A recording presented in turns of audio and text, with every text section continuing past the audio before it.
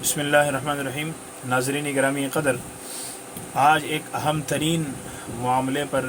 یا ایک اہم ترین ہماری جو غفلت اور کوتاہی ہے اس پہ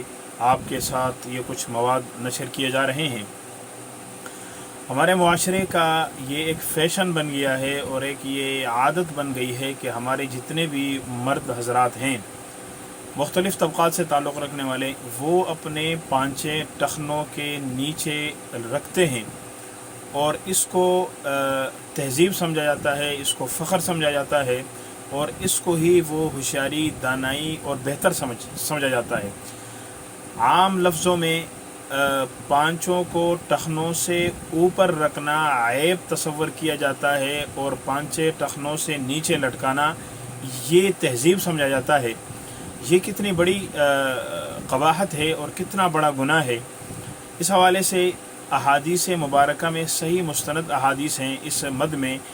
ایک حدیث حضرت ابو ہریرہ رضی اللہ تعالیٰ عنہ سے نقل ہے، مشکوٰۃ شریف کی حدیث ہے، 4311 نمبر حدیث، مشکوٰۃ شریف کتاب اللباس کی حدیث ہے۔ اس حدیث میں اللہ کے نبی صلی اللہ علیہ وسلم کا ارشاد ہے کہ اللہ تعالیٰ قیامت کے دن اس آدمی کو نظر رحمت سے نہیں دیکھیں گے، نظر کرم سے اللہ تبارک و تعالیٰ اس شخص کی طرف نہیں دیکھیں گے جو آدمی اپنے ایزار کو یعنی اپنے شلوار وغیرہ کو یا اپنے دھوتی لونگی کو وہ ٹخنوں سے نیچے تکبراً لٹکائے رکھتا ہو۔ تو یہ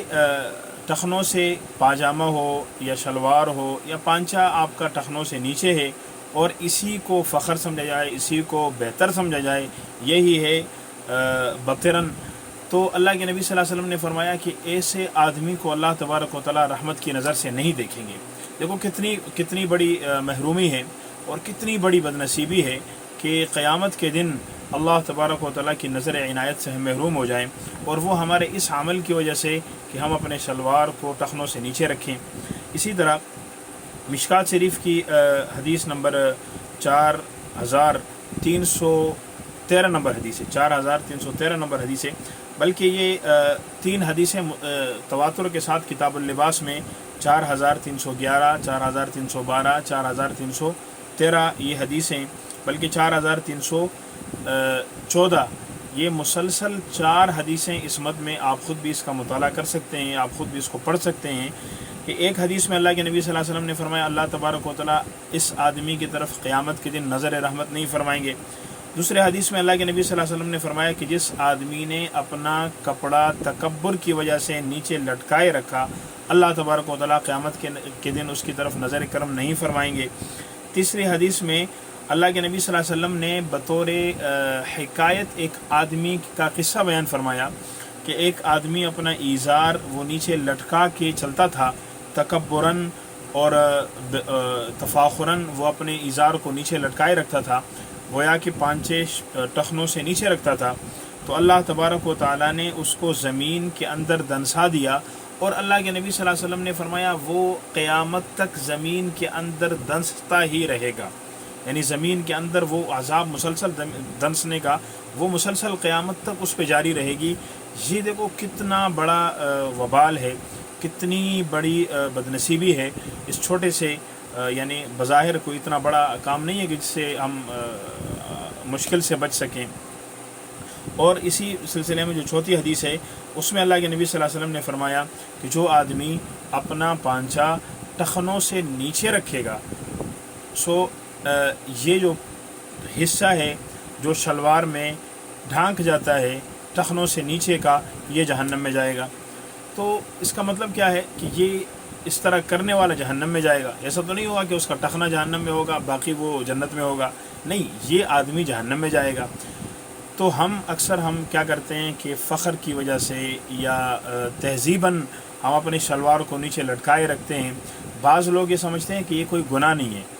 حالانکہ یہ کبیرہ گناہ ہے، کیونکہ جس عمل پہ حدیث میں قرآن کریم میں وعید ہو اور اس پہ سزا کا تذکرہ ہو وہ کبیرہ گناہ کہلاتا ہے۔ تو علماء کرام نے اس کو کبیرہ گناہ میں شمار کیا ہے کہ ایزار کو یا پاجامے کو ٹخنوں سے نیچے لٹکانا حرام ہے، نماز کی حالت میں بھی، نماز کے باہر بھی۔ حکم یہ ہے کہ مرد اپنا پاجامہ، اپنا ازار اور اپنی شلوار کو وہ نصف پنڈلی تک رکھیں، یا یہ سنت ہے نصف پنڈلی تک، اور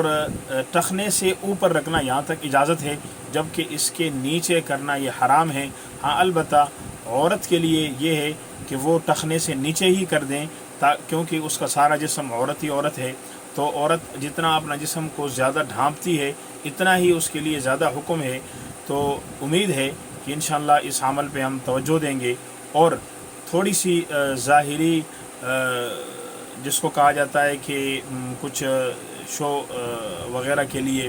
یا ظاہری تھوڑی سی فینسی پن کے لیے ہم اپنے آپ کو اتنے بڑے بدنصیبی کی طرف اپنے آپ کو لے کے جائیں اور اللہ تبارک و تعالیٰ کی نظر خاص سے ہم محروم ہو جائیں، تو یقیناً یہ کوئی عقل مندی، کوئی دانش مندی نہیں ہے۔ اللہ تبارک و تعالیٰ ہمیں اس فعل قبیح سے بچنے کی توفیق عطا فرمائے۔